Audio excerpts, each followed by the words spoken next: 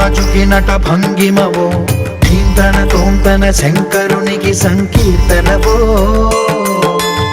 ఈశ్వరుడే అనునిత్యం తనలో తలచుకునే ఓంకారమువో, శివ హృదయం కరిగించే ఆ పంచాక్షరివో.